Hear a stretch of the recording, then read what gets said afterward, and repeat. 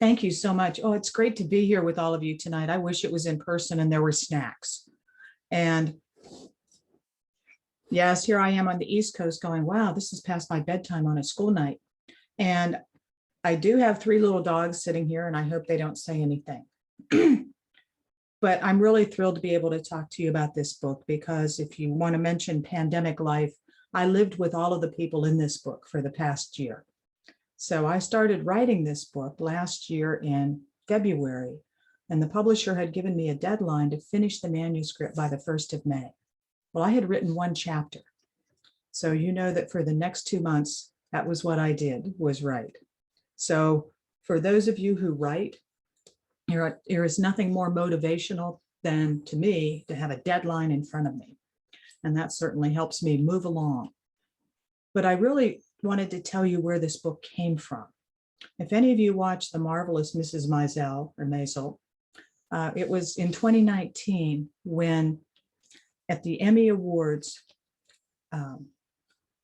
Alex Borstein stood up and said, thank you, as she's receiving the Emmy for Best Supporting Actress. And she said, I want to tell you that in World War II, my grandmother was about to be shot into a pit.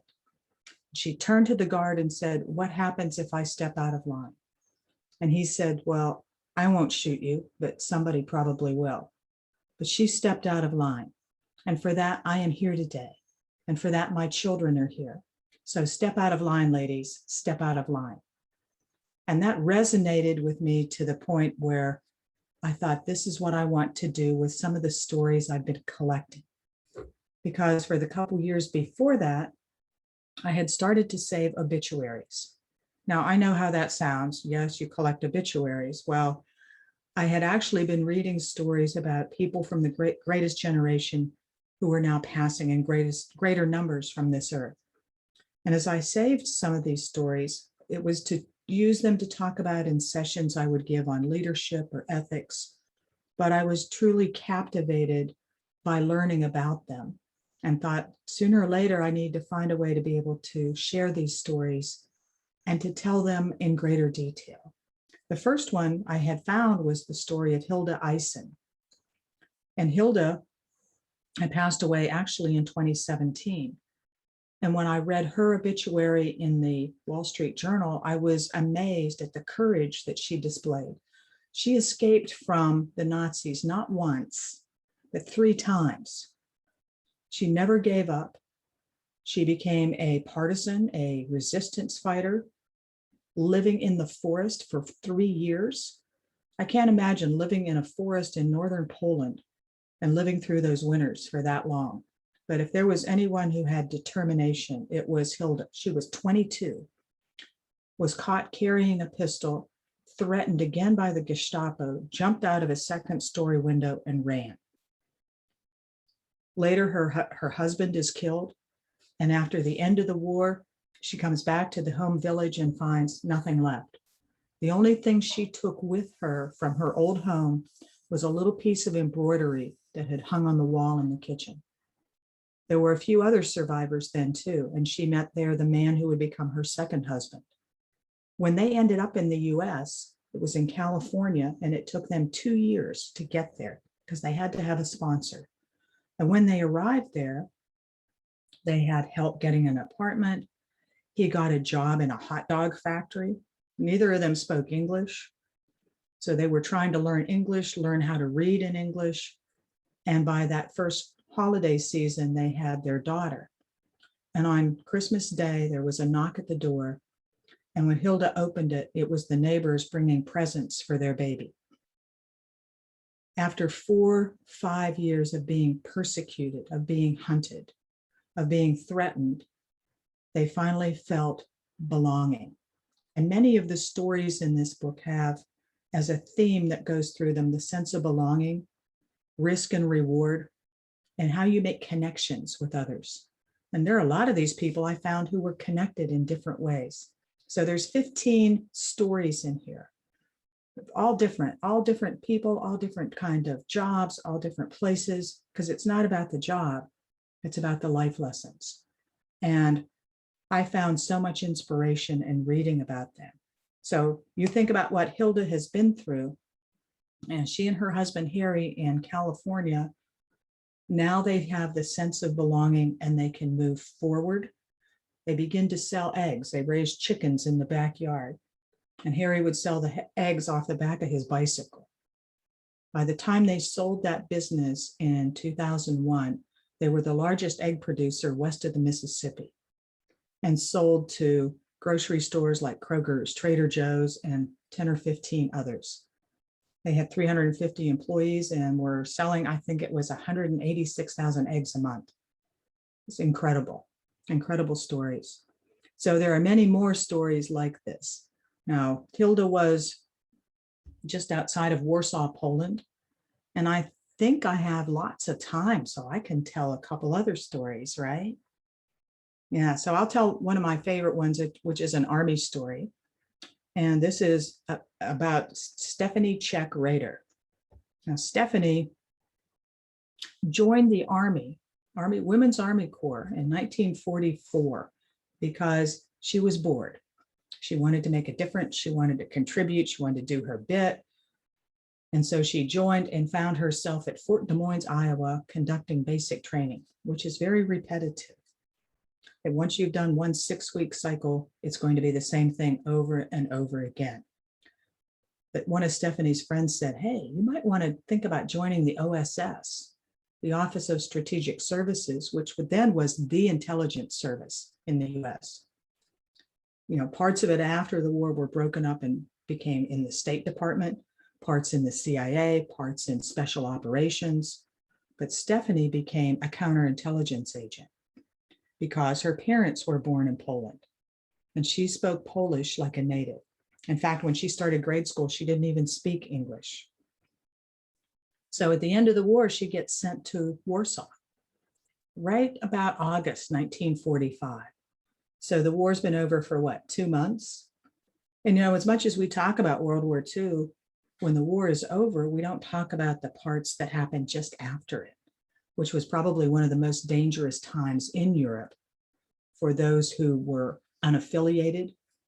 There were groups everywhere of former Nazis, criminals, displaced persons. It seemed like so many people were just on the road searching and trying to go home. And what that was part of her cover was to look for family members in Warsaw, when what she was doing was actually looking at what was happening with the rise of communism in the country.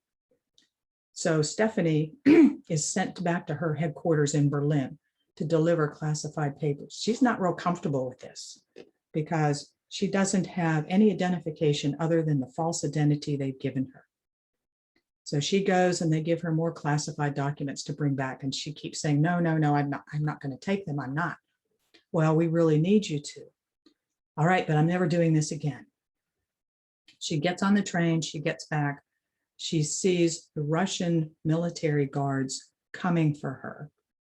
She pretends to trip, falls down, leaning onto this guy who's also getting off the train, and stands up and he's going, are you all right? Oh, I don't know. I can't get to my office. Can you take this for me? She hands the package of classified documents to him and gives him her address.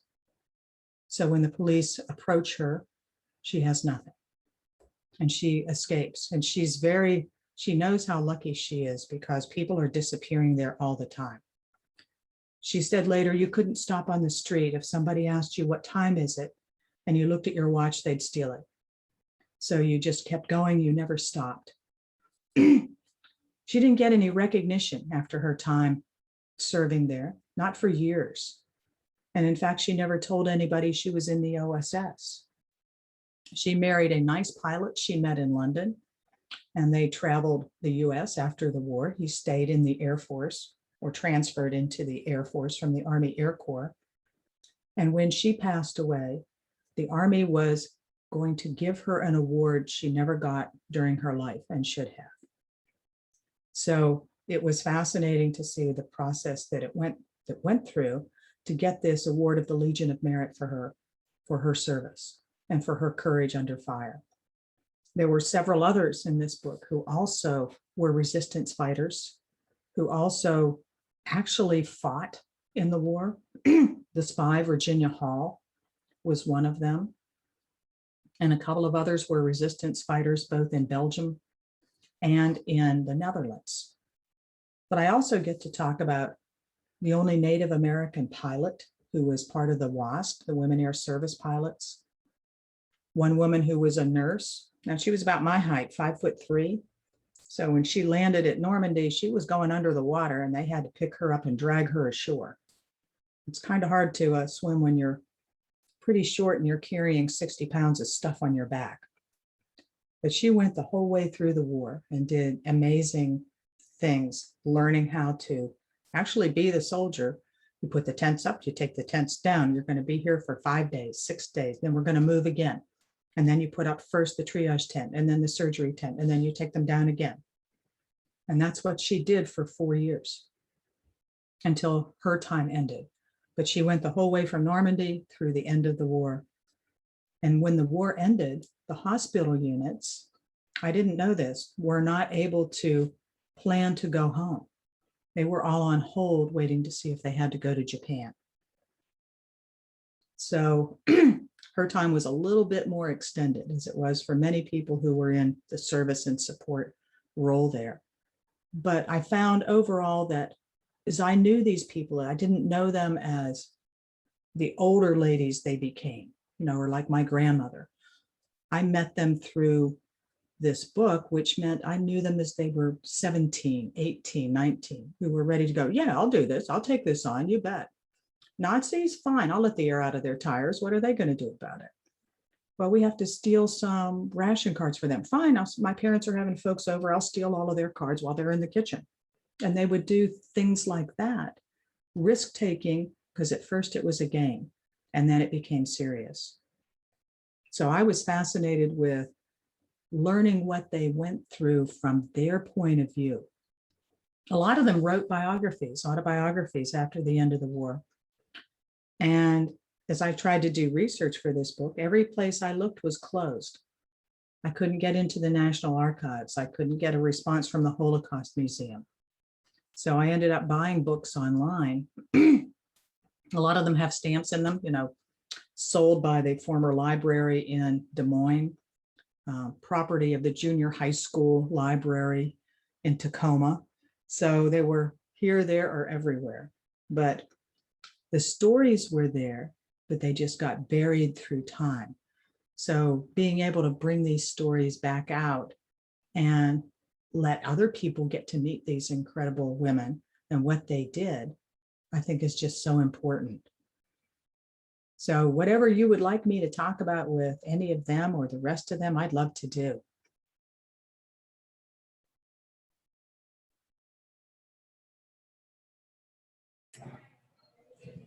What was that? Sorry. What was the name the movie you referred to that won an Emmy? This was the TV series, Mrs. Maisel. And the Emmy was for the best supporting actress that went to, now you're going to make me look.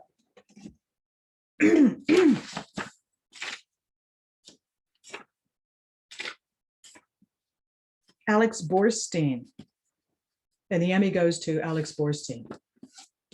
So in 2019, that video of her accepting the award is still on YouTube if you'd like to see it.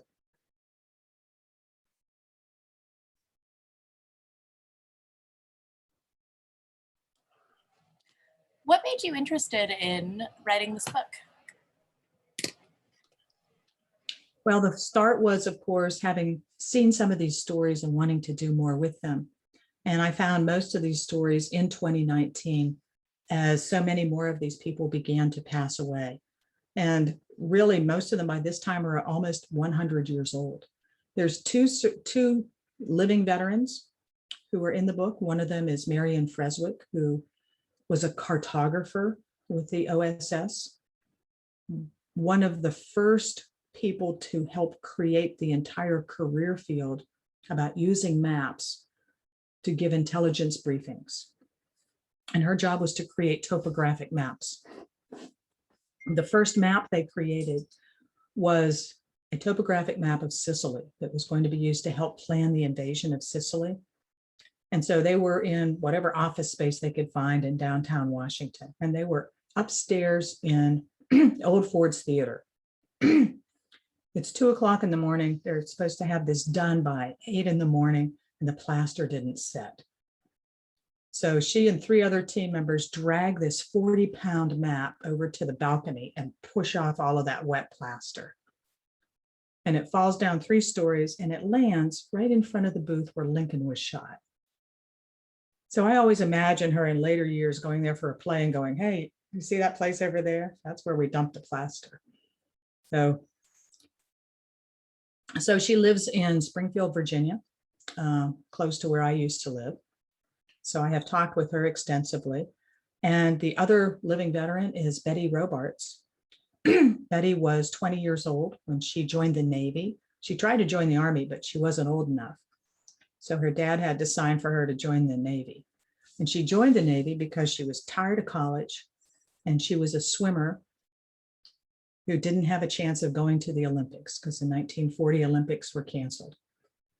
And she knew the 1944 Olympics were going to be canceled.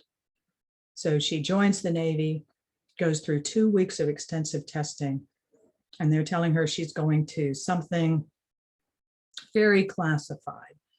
And if you ever tell anybody about it, we'll shoot you at dawn. And she laughed. And then they let her know that that was inappropriate to laugh about this and that they were deadly serious. So she became part of Project Ultra, the code breaking effort that helped break the codes that sunk the Japanese submarines and took on the German Navy. So they shipped her out west. She thought she was going to California to have drinks on the beach with little umbrellas in them. And she ends up in Dayton, Ohio. And for the next 2 years, what she did was build the bomb machine that did the decoding. This project was so secret that none of the 350 Navy waves who worked there ever knew what they were doing. They were not even told what the completed machine was for. It wasn't until they had a reunion in 1997 that she saw the final machine that she had built. And it wasn't until then when they brought in the Navy brass to tell them what you did helped end the war 1.5 to 2 years earlier. And she told me, she said, I cried for 3 days. I had no idea. I only wish I could have told my parents. And I said, well, did you tell your husband or your kids? And she said, no, they never asked. Yeah, that's interesting because I do wonder, was your experience that these women were able to take their wartime skills sort of into the civilian sphere after the war was over, or did they just sort of return to different lives? There were a lot of different things that happened culturally at the end of the war. So for many of them, life was totally different after the war. For those who had been involved in the worst part of the horrors of the war, I think many of them had significant PTSD, and it took them years to be able to recover from that and move on. Those who had been involved on the American side, women go back home, go back to the home. The men need the jobs, they need to get into the colleges. Although certainly it didn't stop some of the ones that I had interviewed and talked with or their families from going back to school. Some of that had to do with the way people returned. They didn't come back as a group. We always think there are parades for the people at the end of World War II. There really weren't community parades for the most part. The biggest parade was in 1946 in New York City, but most of these units were just dissolved and people came home one by one if they had enough points. So my years in the Army, it sounds exactly to me like, yes, the Army would absolutely say, yes, you have to count up your points. And when you have enough, you can go home. You get points for how many months you were here, for how many awards you got, for how many kids you have.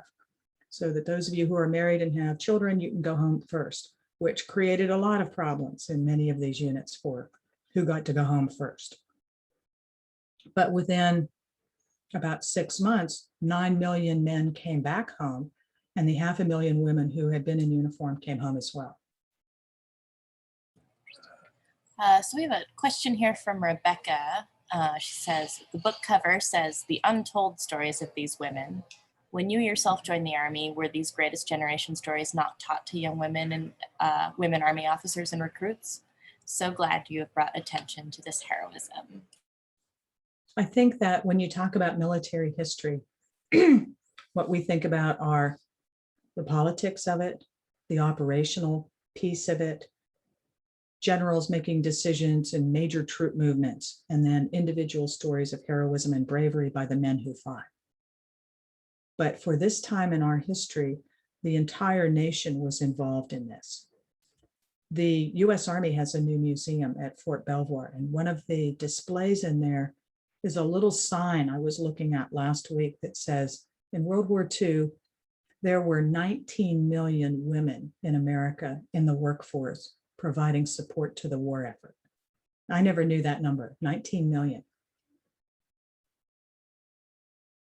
So it was a huge effort overall, but it's still surprising that we don't talk about getting the whole picture. And it really was a whole picture.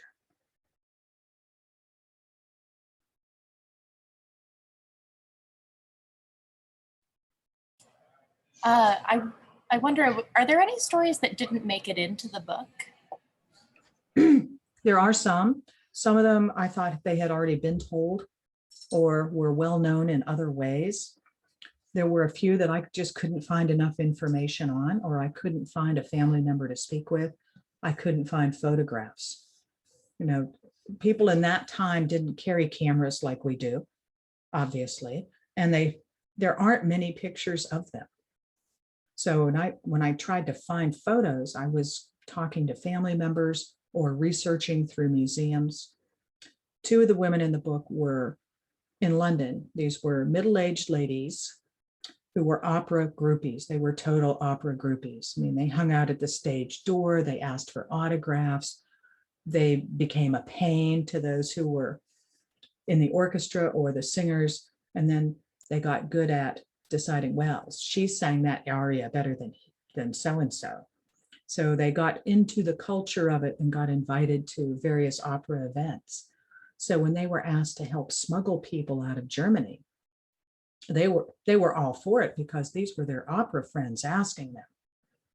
And if you were going to leave Germany during the mid-1930s and try to get into Great Britain, you had to show you could afford to take care of yourself. So people were taking all their money and putting it into jewels and furs. So these nice ladies with their twin sweater sets from Woolworths would get on the plane and go over to an opera event, come back on the train wearing diamonds and furs with a new friend. And that's how they did it. But can I find their photos? I'm looking in all types of museums there. And finally, I discovered that when they passed away, they donated everything they had to the Victoria and Albert Museum in London, which is a museum of the arts, as in decorative arts, you know, wallpaper, design, these types of things. But there is a theater section. So they donated everything they had to the theater section, meaning I get to pay to use these photographs and the money goes to support opera. So they're still supporting the opera. That's a great story. I also wonder, what did researching this book look like? How did you research? Yeah. It probably looked like total chaos, where I wrote one chapter at a time. You know, it's like doing a paper in school where you want to do the easy ones first. So I would do 2 easy ones and then make myself do a hard one. And in between, I'm gathering. And then as I gathered all of the pieces to construct the story, I would think about it and ruminate about it for 2 to 3 days to decide how it should go, how it should begin, in what order it should go. And then I began to find connections. So as I wrote about one woman who had been a newspaper reporter, who then did misinformation, disinformation, and propaganda, who knew that she was connected to Stephanie Rader. She knew about her. She was connected to the people in China who were in concentration camps. And she was connected to the spies in France because she knew about them. She was at the center of about half the stories in the book, which I didn't know until I found her 1946 autobiography on eBay.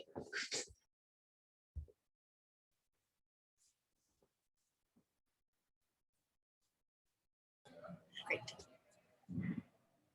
So I have, there's Zana here is in the audience, and she just has something that she would like to share that's pretty neat. She wants to thank you for looking for the pioneers who have gone before us.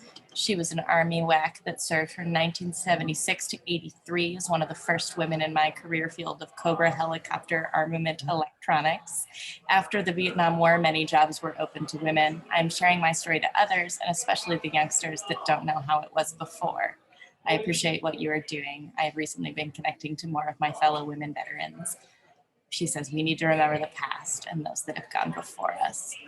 And she also is wondering who in the audience is also a woman veteran. And I wonder if we could, if people wouldn't mind just dropping into the chat that you are. Everybody's waving. Thank you so much for sharing that, Zana. Yes, thank you so much for your service too, because it means so much that we build this continuum from then to now, so we can see how far we have all come and how everyone's service makes a difference going forward. When we talk about World War II, most people today tend to think of it as being way back there, like beside the pyramids, but it wasn't. You know, this was yesterday. And in writing these stories, the style of it is very, I would say, informal. So it's more conversational to begin with, to make it accessible, I think, to a new generation to say, wow, these aren't people from far away. This is pretty current. Mm-hmm. So that was really part of the intent of it too, was to bring their stories forward and make them real again today. So then we have another question from Rebecca, kind of on the same lines. She says the photo on the cover is really evocative. Was anybody featured in the book? And I also wonder about the process that went into selecting that photo.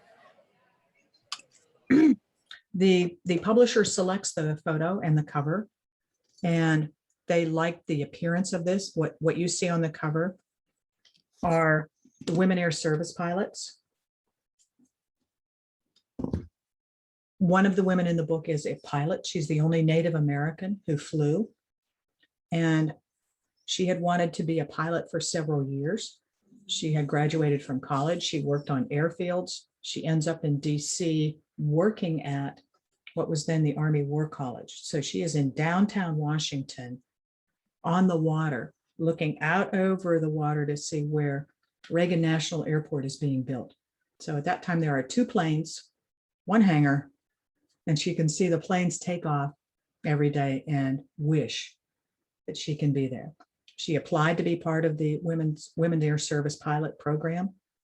She's finally selected in the summer of 1944, graduates in September, and goes off to her first job, which is pulling targets for ground crews to shoot at and other planes, which I don't think sounds like a job I would want. But she said, you knew if you were doing it right, if they didn't hit you. Okay, that's good. But what she didn't know at the time was the politics of it all. So at the time, should we let the WASP continue? And in Washington, imagine, in Washington, Congress didn't want to keep the women flying. They said, well, the public just won't have it. Besides, we're going to have men returning and they need jobs to come back to. General Arnold, who was in charge of the Army Air Corps, then decided to not fight this. And so she had actually only had her dream come true for about 3 months when it ended.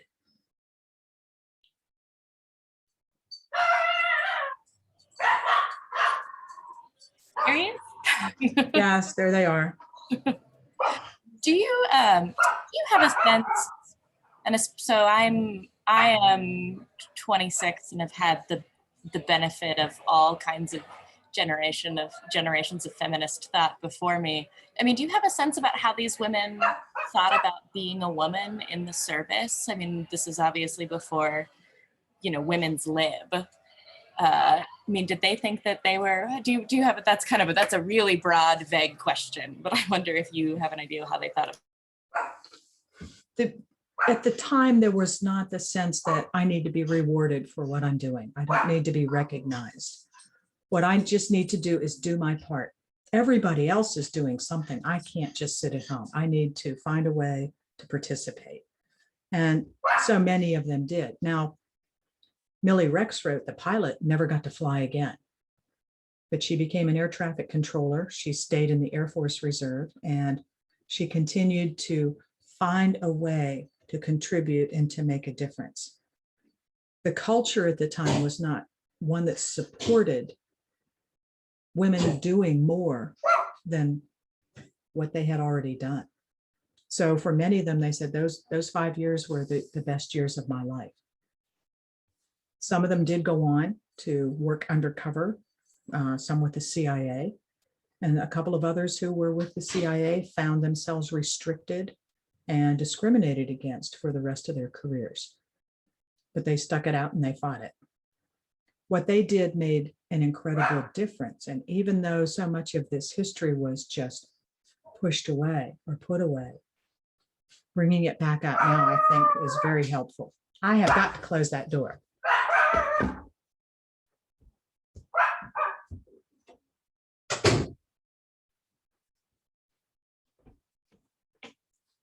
That was a squirrel.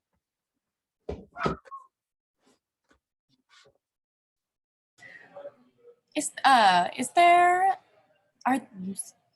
there, I am a bookseller, I am always looking for book recommendations. Are there more books on this subject that you could recommend to us about anything I think would be also in?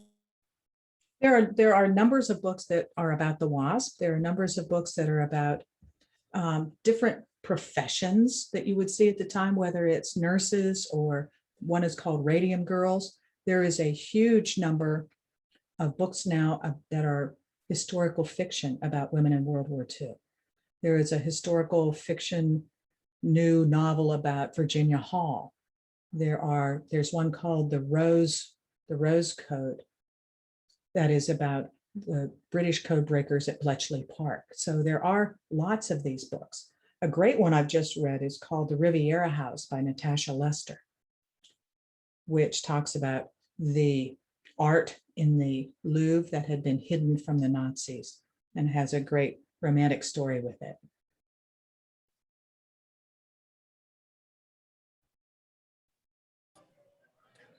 Well, I think that unless anybody else has another question, maybe we will leave it there for tonight. Maybe you could close out with one more story from the book that you wouldn't mind sharing with us, Mary? Oh, then I should probably just close out with like a love story or something like that, don't you think? Let's see. Well, I had one of my friends read Hilda's story tonight.